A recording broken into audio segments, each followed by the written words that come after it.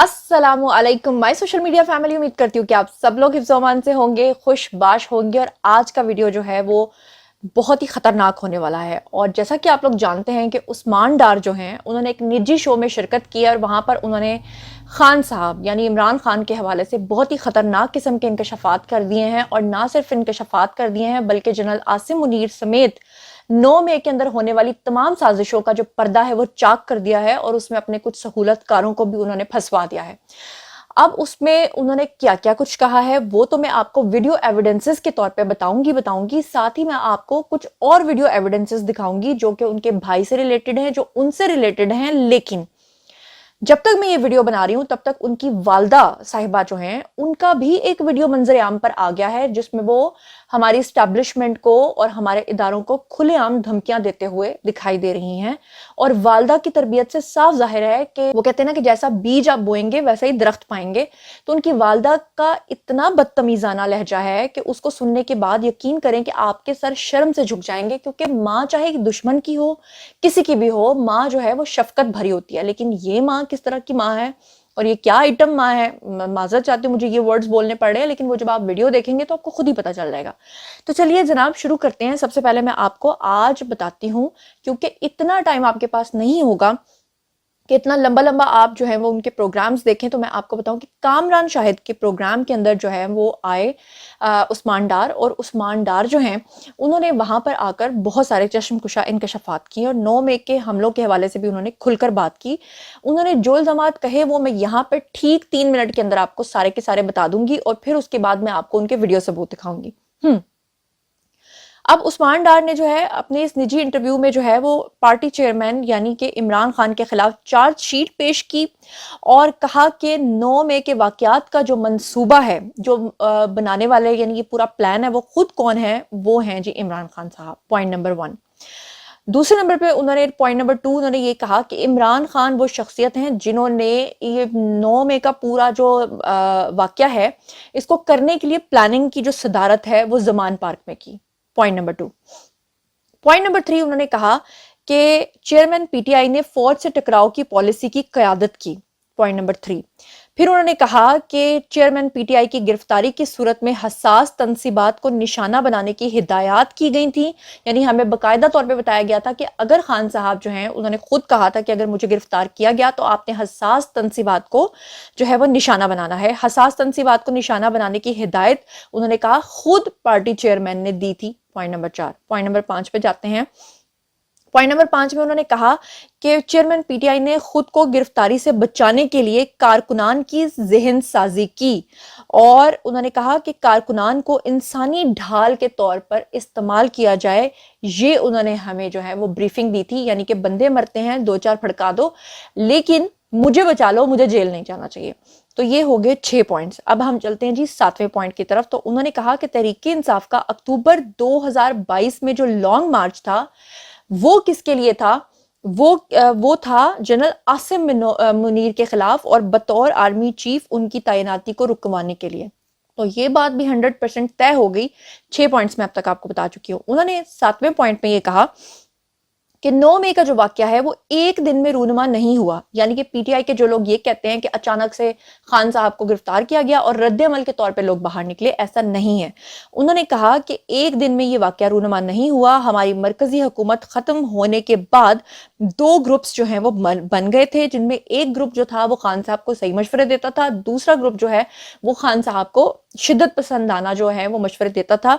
और उस शिद्दत पसंद ग्रुप के अंदर जो उन्होंने नाम लिए हैं उसमें एक है जी मुराद सईद, दूसरे हैं जी आजम सवाती, हमाद अजहर, फरूख हबीब।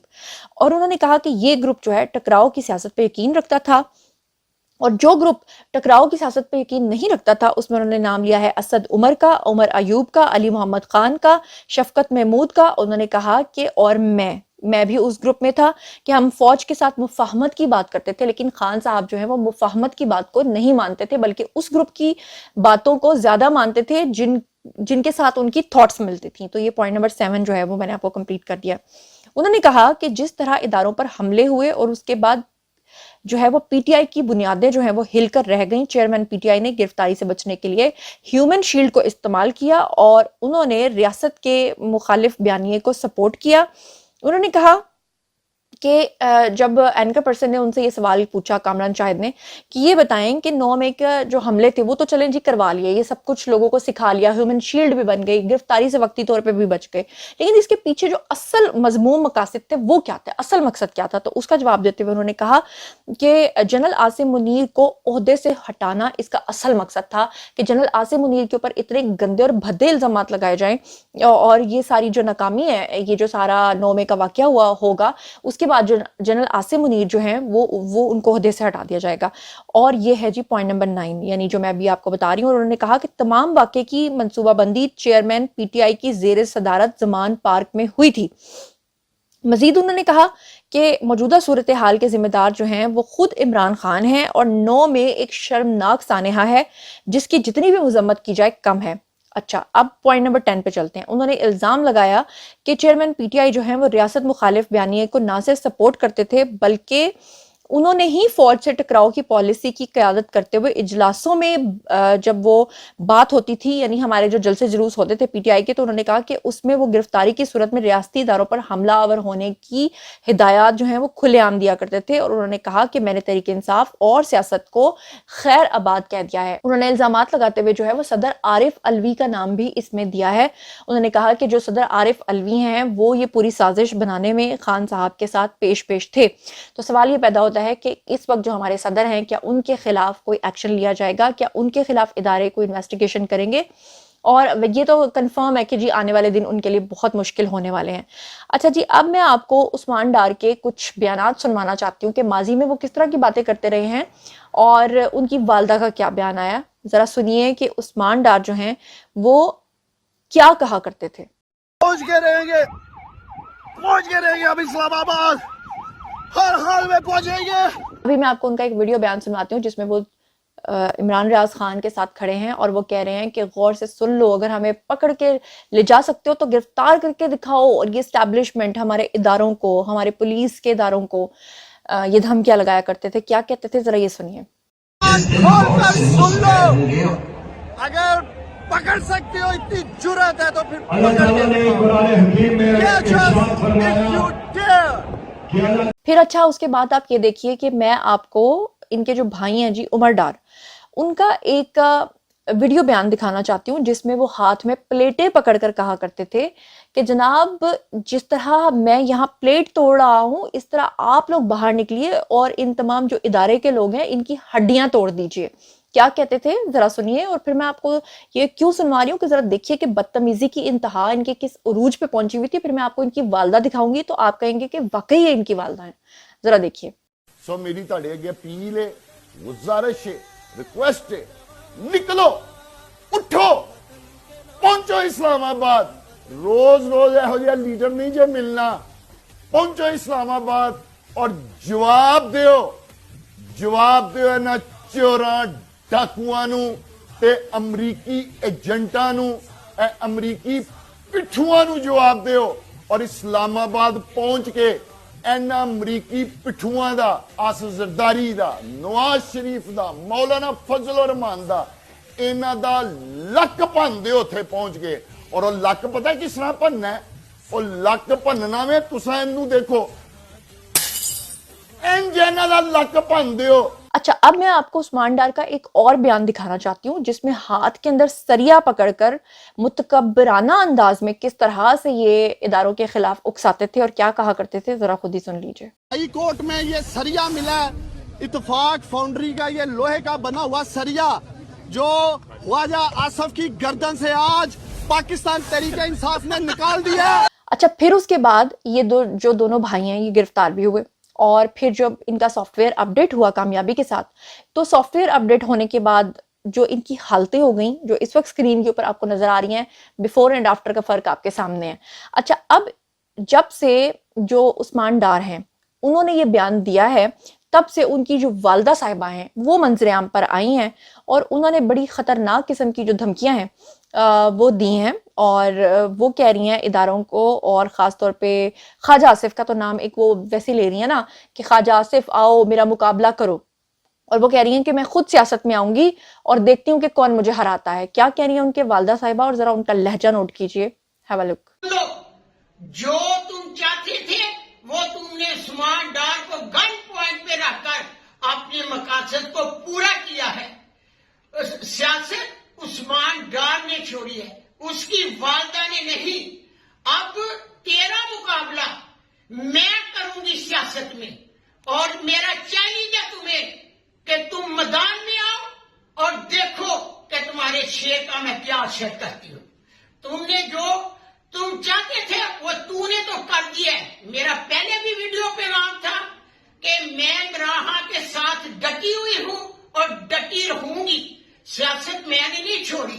اب میدان میں آؤ تو دیکھو کیا ہوتا ہے. جی تو جناب, آپ نے ان کی والدہ کی کہانی بھی سن لی ہے کہ کیا ان کی والدہ صاحبہ جو ہیں وہ فرما رہی ہیں. اور اب میں آپ کے سامنے ایک ویڈیو پلے کرنے جا رہی ہوں جو انٹرویو کے دوران انہوں نے کہا کہ حماد اظہر, مراد سعید, اعظم سواتی اور فروخ حبیب جو ہیں وہ تشدد پسند گروپ تھے, جن کے ساتھ خان صاحب کی اصل دوستی تھی, جن کے ساتھ ان کا مائنڈ سیٹ ملتا تھا. میں اور آپ ذرا اکٹھے یہ ویڈیو دیکھتے ہیں. مارچ جنرل عاصم کی تعیناتی روکنے کے لیے کیا تھا عمران خان نے. آف کورس وہ ایک تعیناتی کو بھی روکنا تھا, پھر وہ سارا ایک پورا مائنڈ سیٹ چلتا آ رہا تھا. اور وہ جو بات نہیں ہے کہ آپ ایک ملک کے آرمی چیف کا جس کا ایک بڑا امپورٹنٹ پوسٹ ہے, سینسٹیو پوسٹ ہے, اس کو کنٹروورشل کر دیں.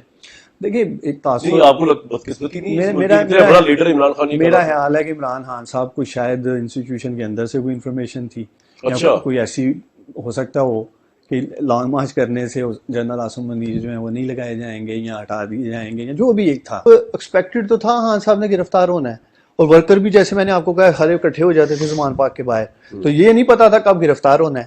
وہ ہوئے 9 مئی کو جا کے, اور 9 مئی کو جب گرفتاری ان کی ہوتی ہے, اور وہ جو ایک بار بار ودن پارٹی بات کر رہے تھے, جیسے میں نے آپ سے بات کی ہے مراد سعید کو لے کے, اعظم سواتی صاحب کو لے کے, باقی دیگر جو رہنما تھے اس طرح, تو وہ مائنڈ سیٹ جو اس بات پہ یقین رکھتا تھا کہ اگر ہمیں اداروں کے اوپر حملہ آور ہونا تک جانا, اٹیک کرنا یا ان کے انسٹالیشنز پہ حملہ کرنا پڑتا ہے, تو اس سے دباؤ کریٹ ہو سکتا ہے. اچھا, اب ان کا یہ ذرا کلپ دیکھیے جس میں وہ بتا رہے ہیں کہ جی ایچ کیو کے اوپر جو حملہ کیا گیا تھا, جو اتنے منظم طریقے سے حملہ کیا گیا تھا, اس کا مقصد اصل میں کیا تھا.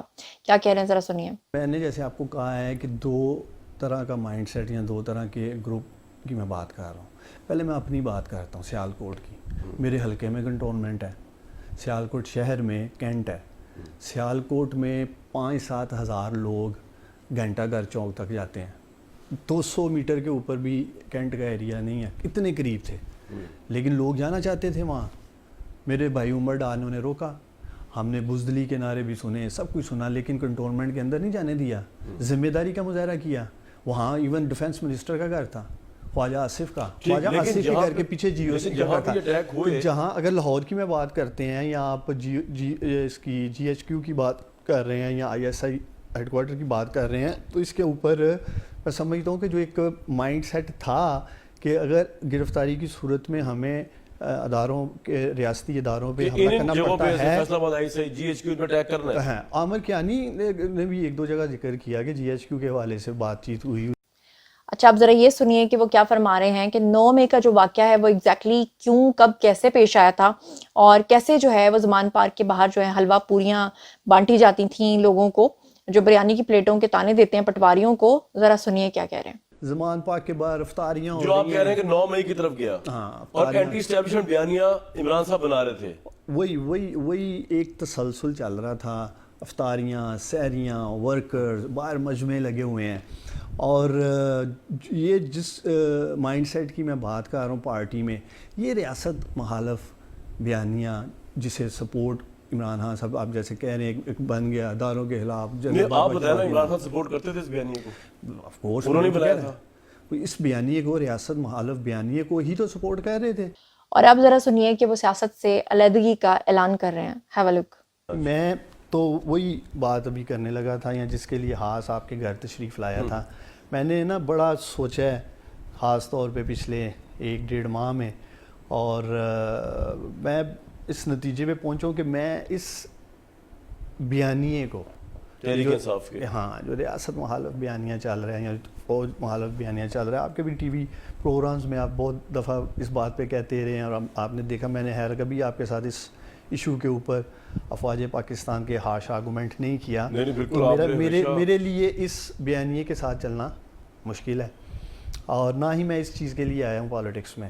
اور میں نے فیصلہ یہی کیا ہے کہ پاکستان تحریک انصاف اور سیاست دونوں کو خیر بات کہہ دو. جی تو جناب آپ نے سن لیا, اور اب کہنے والے یہ کہتے ہیں کہ بہت جلد آپ فاروق حبیب کے بھی اس طرح کے بیانات سنیں گے, اور بہت جلد آپ شیخ رشید کے بھی اس طرح کے بیانات سنیں گے. مگر میں ہمیشہ سے کہتی آئی ہوں کہ اب پچھتائے کیا ہوت جب چڑیاں چگ گئیں کھیت. It's useless to try اور سپلٹ ملک. اور بات یہ ہے کہ آپ لوگ کیا سوچتے سمجھتے ہیں؟ اب پی ٹی آئی والے اسے ایک نیا رنگ دے رہے ہیں. پی ٹی آئی کے جو حضرات ہیں وہ یہ کہہ رہے ہیں کہ اصل میں جو عثمان ڈار ہیں ان کے اوپر اتنا زیادہ تشدد کیا گیا ہے کہ انہیں مجبوراً یہ سب کچھ کہنا پڑا ہے. تو اگر مجبوراً کہنا پڑتا تو وہ پریس کانفرنس کرتے جیسے باقی لوگوں نے کہا, اور سیاست تو وہ ویسے ہی چھوڑ چکے ہیں, علیحدگی کا اعلان کر چکے ہیں, تو وہ اتنا بھی کہہ سکتے تھے کہ میں سیاست سے علیحدگی کا اعلان کرتا ہوں. پھر یہ ایکٹنگ تو کم از کم انہوں نے نہیں کی, کم از کم کھلے عام آ کر انہوں نے دبنگ سٹائل میں بات کی ہے. جبکہ عمران ریاض خان ٹکر کے لوگ جو ہیں وہ ٹکر گئے ہیں اور ٹکڑے ٹکڑے ہو گئے ہیں. اب آپ لوگوں کی باری ہے جی, آئیے کامنٹ سیکشن میں اور یہ بھی بتائیے کہ جن لوگوں کے انہوں نے نام لیے ہیں, جن شدت پسندوں کے انہوں نے نام لیے ہیں, ان کے بارے میں آپ کا کیا خیال ہے, اور خاص طور پہ جو انہوں نے صدر عارف الوی کے بارے میں انکشافات کیے ہیں تو اب ان کے ساتھ کیا ہونا چاہیے. اور جنرل عاصم منیر کے خلاف, جن کے خلاف اتنی بڑی سازش رچی گئی, اور آپ یہ اندازہ کیجئے کہ آج وہ خود کہاں ہیں, اور وہ کہتے ہیں نا کہ جسے اللہ رکھے اس سے کون چکھے. یہ تو آج میں نے اپنی آنکھوں سے دیکھ لیا ہے, اور یہ بات پہ میرا فرم بلیف ہو گیا ہے کہ وہ اللہ تعالیٰ کہتے ہیں نا کہ اے ابن آدم, ایک تیری چاہت ہے اور ایک میری چاہت ہے, ہوگا وہ جو میری چاہت ہے. تو وہی ہوا ہے. آپ لوگ اس بارے میں جو کچھ بھی سوچتے سمجھتے ہیں آئیے کمنٹ سیکشن میں شیئر کیجیے, پرسنلی جواب دوں گی. مزید خبریں, ولاگز, انٹرویوز اور سیاسی تجزیے جاننے کے لیے میرے سے کنیکٹڈ رہنا ہرگز مت بھولیے گا. چینل کو سبسکرائب کر لیجیے گا. اپنا بہت خیال رکھیے گا. اللہ نگہبان.